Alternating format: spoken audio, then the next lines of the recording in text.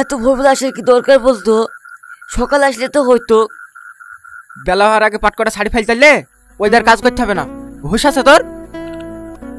ঠিক আছে চ। কই কমবে? পানিতে নাম, তারপরে তো দেখতে পাবি।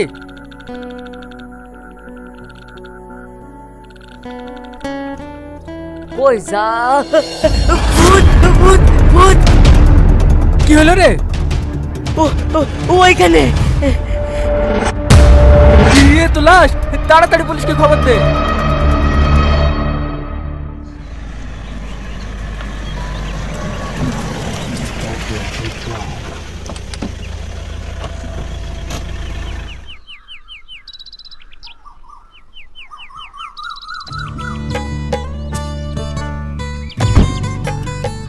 ভালোভাবে পড়াশোনা করবে আর একদম দুষ্টুমি করবে না। ওকে মাম্মাম। আর টিফিনে যেন কোনো খাবার না থাকে, পুরোটা শেষ করবে। মাম্মাম, পাপা কবে আসবে? আসবে, খুব তাড়াতাড়ি আসবে। এক সপ্তাহ ধরে বলছে আসবে। কবে আসবে পাপা? আমি তো চেষ্টা করছি সোনা, পাপাকে ঠিক খুঁজে আনবো। প্রমিস? প্রমিস। যাও ক্লাসে যাও। লাভ ইউ মাম্মাম।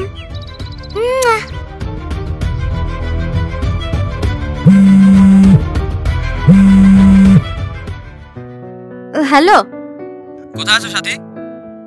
রাস্তায় আছি স্যার, আসছি।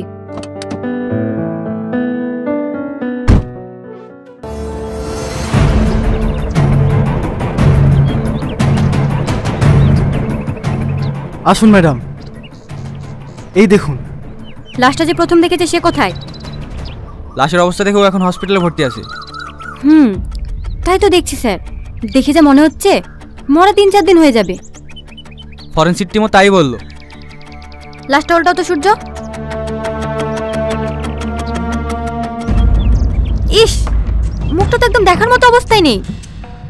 এবার লাশ টাকার কিভাবে বুঝবো ম্যাডাম? দেখো কাছ থেকে কোনো এভিডেন্স পাওয়া যায় কিনা। মনে হচ্ছে পকেটে একটা ওয়ালেট আছে, বের করে নিয়ে এসো তো। Okay sir.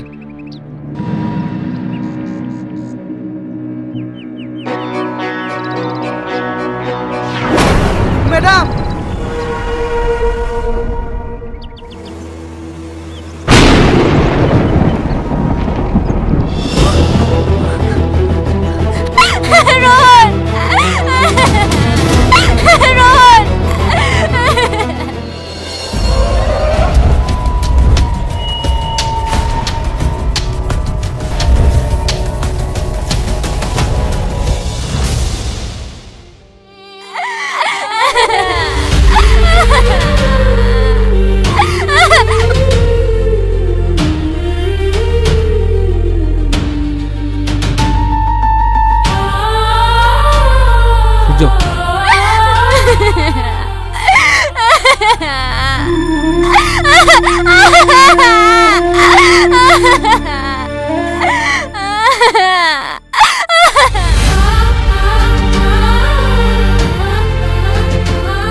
তোমার সাথে এত বড় একটা দুর্ঘটনা ঘটে গেল, তাতে আমরা ভীষণ দুঃখিত।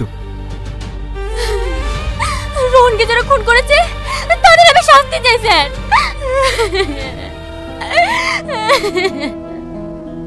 আমি তদন্ত চালিয়ে যাচ্ছি, তুমি এখন 1 মাস বাড়িতে রেস্ট করো সাথী। না স্যার, আমি খুঁজে বের করবো জানোয়ারদেরকে যারা আমার স্বামীকে খুন করেছে। শান্ত হও সাথী, তোমার এখন বাড়িতে থাকা দরকার। আমি নিজেই কেসটা সামলিয়ে নেব। এই কেসটা আমার হাত থেকে কেড়ে নিয়েন না স্যার। কিন্তু তোমার মানসিক অবস্থা তো। প্লিজ স্যার, আমাকে ইনভেস্টিগেশন করতে দিন। ঠিক আছে, তুমি যা ভালো মনে করো, কিন্তু আমিও তোমার সঙ্গে থাকবো।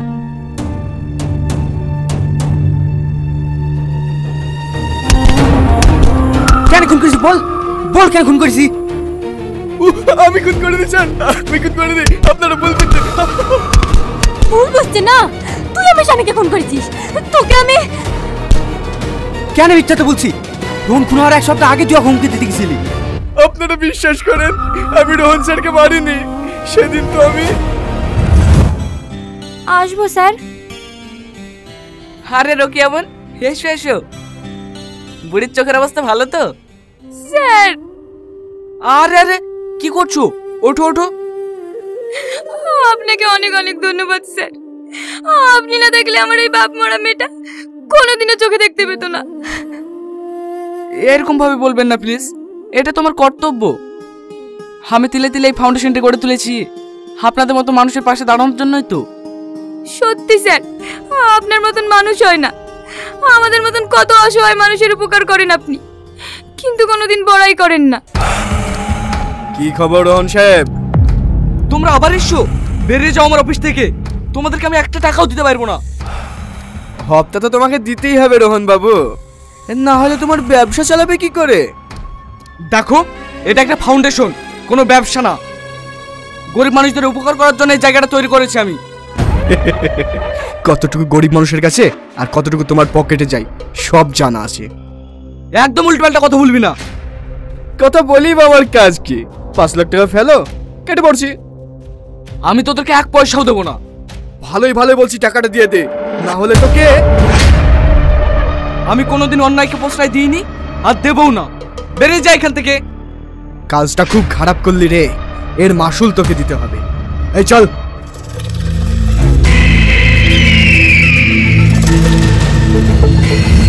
আর টাকা দিল না বলে তুই রোহনকে খুন করে ফেললি, জানোয়ার।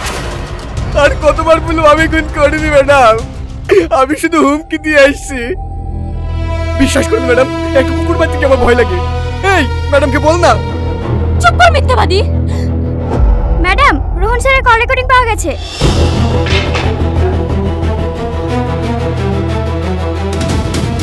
এই দেখুন ম্যাম। হ্যালো সেলিম, কেন ফোন করেছেন আবার? আপনি তো আগে বলে দিয়েছি। মাথা ঠান্ডা করে আমার কথাটা শুনো সেলিম। কি শুনবি? আমি আপনার কোনো কথা শুনবো না। দেখো, টাকাটা তোমার একার না যে তুমি যা ইচ্ছা তাই করবে। আমি টাকা নিয়ে যা ইচ্ছা তাই করবো, আর যদি কেউ বাধায় দাঁড়ায় তাকে শেষ করে ফেলবো। কেন পাগলের মতন করছো বলো তো? সব কিছু ঠান্ডা মাথায় ঠিক করে নাও। ঠিক আছে, তাহলে সামনাসামনি কথা বলেন। সেলিম, কনস্টেবল, ড্রাইভারকে গাড়ি বের করতে বলো।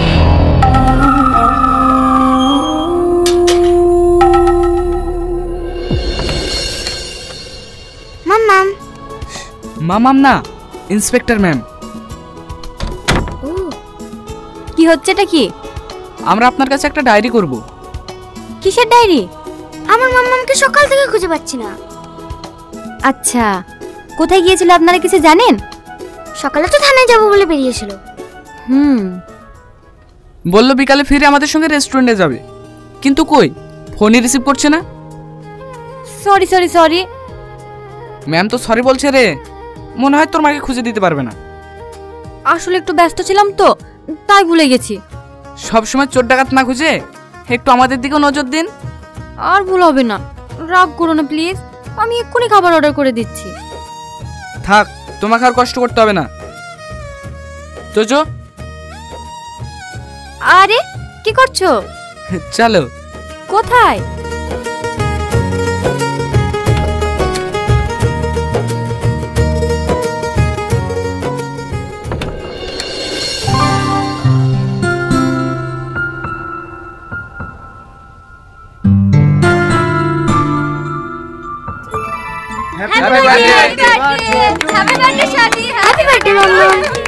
Happy birthday. এবার কেকটা কাটো।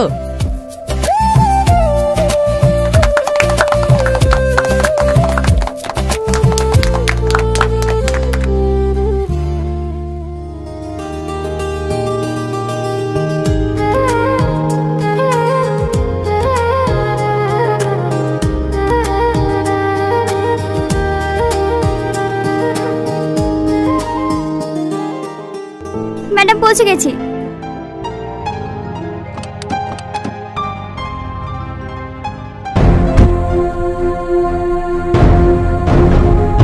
তুমি এদিকে যাও, তুমি ওদিকে যাও, দেখো যেন পালাতে না পারে। সাথী দিদি তুমি? সেলিম কোথায়? আজ 10 দিন হলো ওকে খুঁজে পাচ্ছি না, না কল না মেসেজ। কোথায় গেছে কিচ্ছু জানি না। চুপ, একদম মিথ্যা কথা বলবি না। আমি তোমাকে মিথ্যা কেন বলবো দিদি?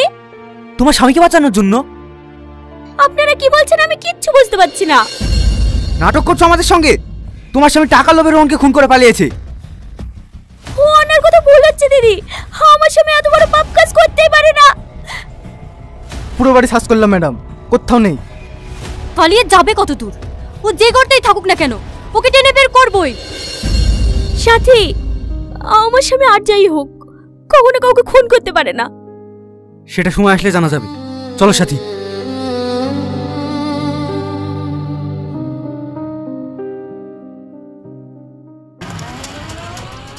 হাবিলদার, ওর উপর কড়া নজর রাখো আর ওর ফোন ট্যাপ করো।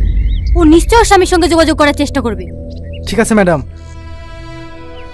তোমরা যাও সাথী, আমি একটু বাড়ির দিকে যাব। চলুন তাহলে আপনাকে ড্রপ করে থানায় যাই। না না, তোমাদেরকে আর কষ্ট করতে হবে না, আমি টোটো ধরে চলে যাব।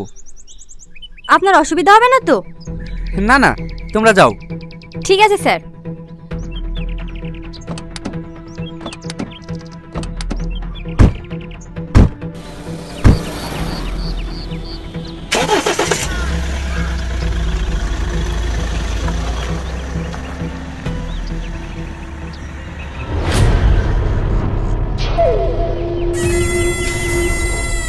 হ্যালো, সাবধান হয়ে যাও। সাথী তোমাদের ফোন ট্যাপ করবে, কোনো যোগাযোগ করলে নতুন নাম্বার থেকে করবে, আর সিমটা অবশ্যই ভেঙে ফেলবে। আন্ডারস্ট্যান্ড?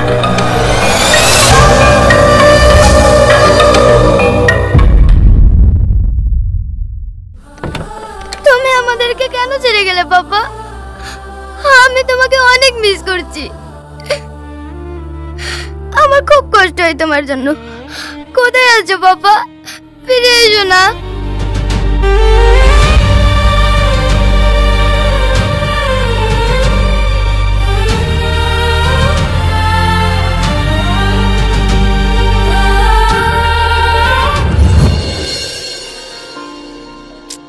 তুমি পারবে না, আমাকে দাও। বকো না তো, যাও গিয়ে রেস্ট করো। তুমি কি রান্না জানো বলো তো? আমি না জানলেও এই ফোনটা তো জানে। যাও, আমি 5 মিনিটে খাবার বানিয়ে নিয়ে আসছি। বাবা, খাবার গুগল থেকে ডাউনলোড করবে নাকি? বকো না তো। এরপর একটুখানি নুন, নুন নুন নুন, এই তো।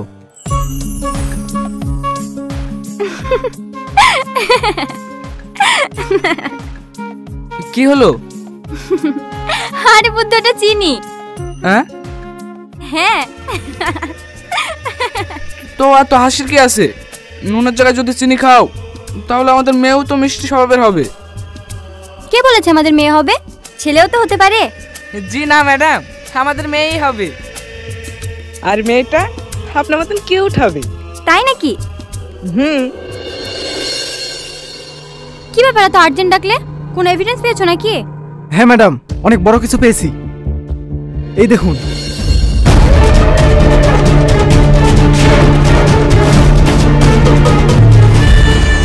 এইবার ঠিক আছে। বডিটা ধরো।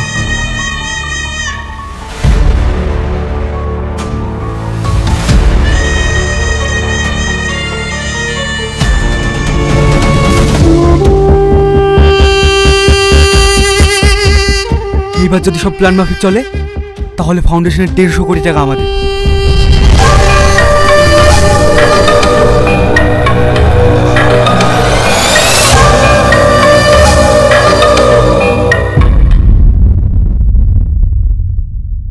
জীবন বৃথা অন্তরে না রাখিলে, অন্তরে না রাখিলে মনে মনে রাইখো। আমি তো ভালা না ভালা লইয়াই যাইগো, আমি তো ভালা না ভালা লইয়াই যাইগো।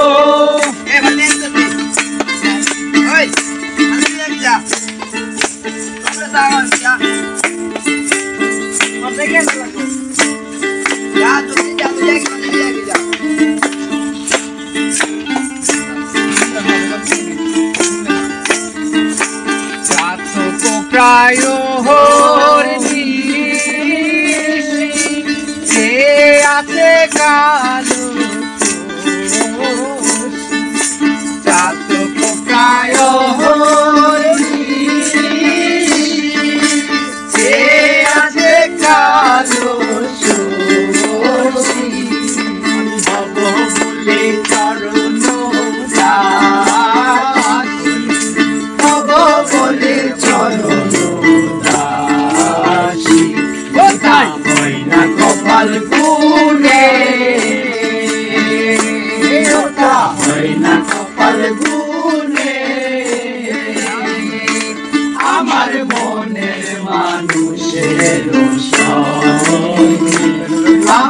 মনের মানুষের সঙ্গে মিলন হবে কত দিনে, মিলন হবে কত দিনে, আমার